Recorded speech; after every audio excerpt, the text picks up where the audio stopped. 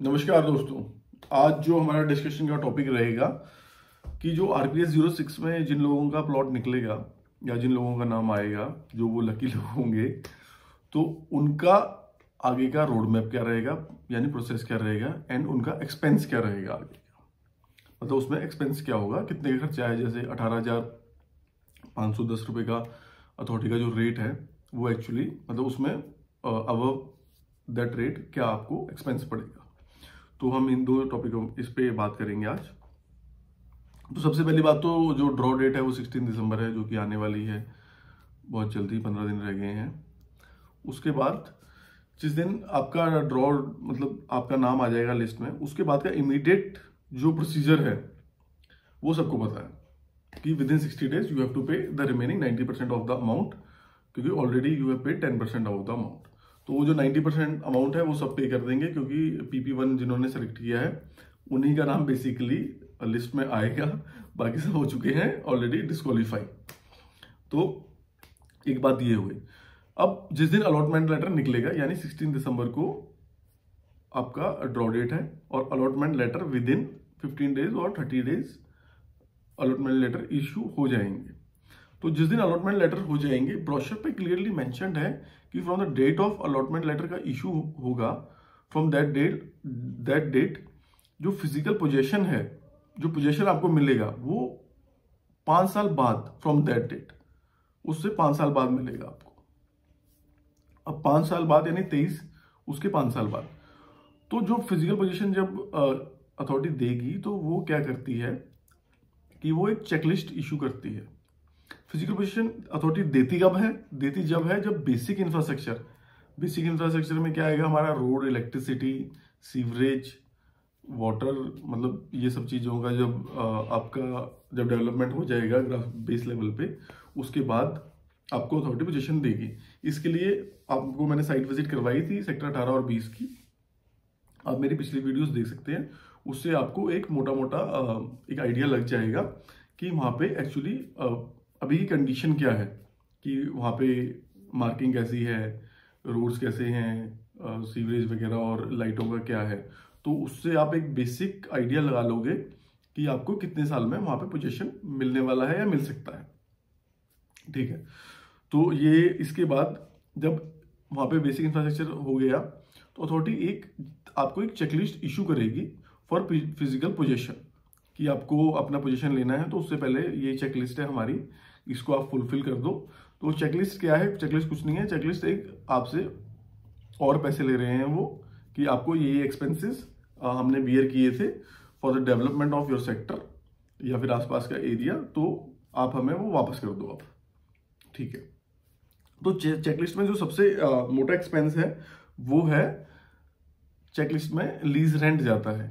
इसको lease deed approve करवा लो या चेकलिस्ट वो इशू कर देते हैं, लीज प्लान, इन दो नामों से ही बोला जाता है। तो यहाँ पे सब आपको पता ही है कि ये सब ये लीज होल्ड प्रॉपर्टी हैं। Free hold property Gurgaon, greater Noida में भी बस अंसल गोल्फ विंग या ओमएक्स NRI सिटी है, बाकी सब ग्रेटर नोएडा में भी सब लीज होल्ड प्रॉपर्टी ही है। तो ये लीज देते हैं 90 साल की, जो सेम प्रोसीजर वहाँ पे है।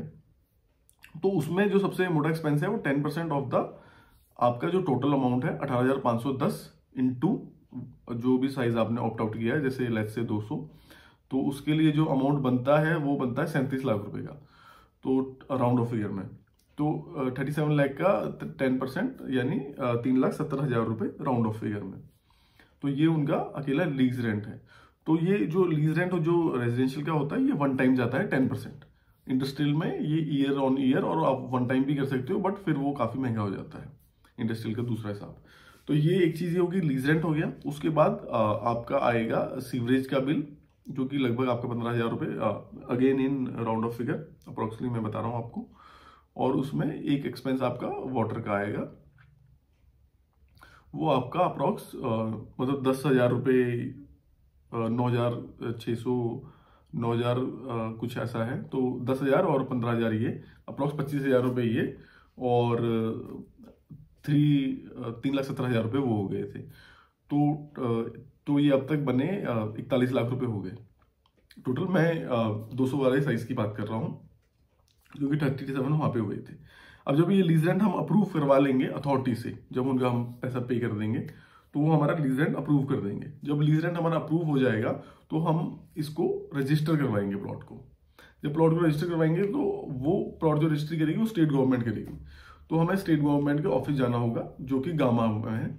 तो वहाँ पे जो गवर्नमेंट ग्रेटर नोएडा की भी गामा में ही, कुछ ग्रेटर नोएडा कुछ सेक्टरों की और यमुना की भी गामा में ही रजिस्ट्री होती है। तो जो यहाँ पे रजिस्ट्री का जो रेट है, जो स्टाम्प पेपर, हमें ई स्टाम्प पेपर लेना पड़ेगा गवर्नमेंट से। तो यहाँ पे स्टाम्प पेपर का रेट है वो 7% है।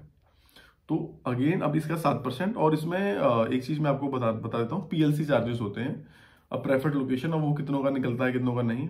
लोकेशन वाला प्लॉट हो गया पार्क फेसिंग 18 मीटर रोड पे है, 24 मीटर रोड पे है आपका, या फिर कुछ और है, तो उसका 5% या फिर 10% अगर आपकी 2 PLC लगती हैं या फिर 3 लगती हैं तो भी अप टू 10% ही आपको अमाउंट देना है। और वो जो 10% होता है वो 10% आपका 18,510 वाले रेट का है। ये नहीं कि आपको रजिस्ट्री में 5% या 10% आपको एक्स्ट्रा देना है। वो उसकी पर जो उसकी कॉस्टिंग होती है वहां पे वही इंक्रीज हो जाती है। मान लो 18,510 रुपए का रेट है तो उसमें 5% आप इंक्रीज कर लो या फिर 10% इंक्रीज कर लो, उस पर आपको आप रजिस्ट्री देनी है। ऐसा नहीं है कि वो रजिस्ट्री की कॉस्ट में बढ़ जाएगा।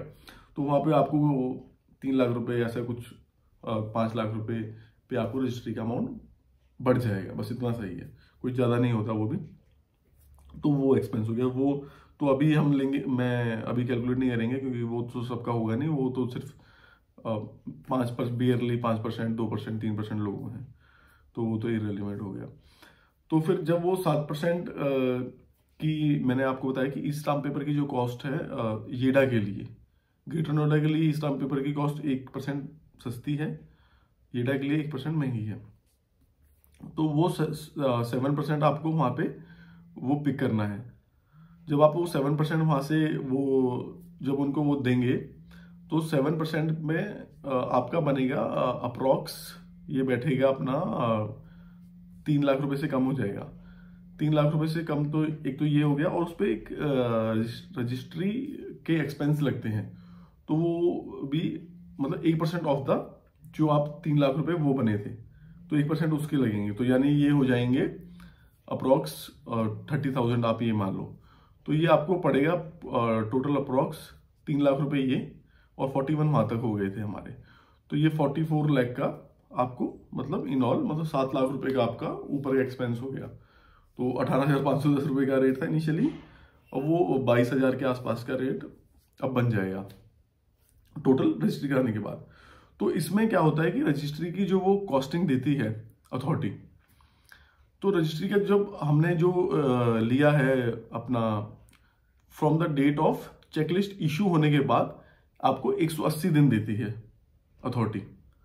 तो 180 दिन में आपको पूरा प्रोसीजर आपको करना है, घुमाना है कि आपका मतलब उसमें आपको मैप वगैरह प्रूव करवाने हैं और ये सब आपको एक्सपेंसेस बियर करने हैं, एक्सपेंसेस देने हैं अथॉरिटी से अप्रूव करवा के, और वहां पे आपको अपना कंप्लीशन बनाना है।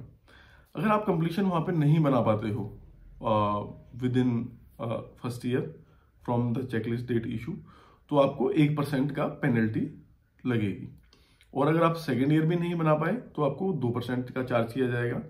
और अगर आप मतलब फिर भी नहीं बना पाए तो वो फिर आपके अगेंस्ट एक्शन ले सकते हैं, मतलब फोरफीट कर सकते हैं या फिर कुछ कैंसिल कर सकते हैं। तो ये आप मैं आपको पेज नंबर ब्रोशर का पेज नंबर 11 है, ये जो मैं आपको बातें बता रहा हूँ कि वो चेकलिस्ट या फिर ये, तो ये पेज नंबर 11 पे दी गई है। आप वहां से भी इसको क्रॉस चेक कर सकते हैं ताकि आपको बेटर क्लैरिटी मिले। तो होप मैंने आपको इस वीडियो में आपको प्रोसीजर बताया, आपको समझ आया होगा। प्लीज कमेंट करके बताएं। और साइट विजिट के लिए आप मेरा पुराना वीडियो देख सकते हैं सेक्टर 18 और सेक्टर 20 का, वहां से आपको एक साइट विजिट का बेसिक अंदाजा लग जाएगा कि अभी आपको कितना टाइम लगेगा और वहां पे अभी सेक्टर 18-20 में अभी आपका डेवलपमेंट कितना है। ओके दोस्तों, नेक्स्ट वीडियो में मिलते हैं।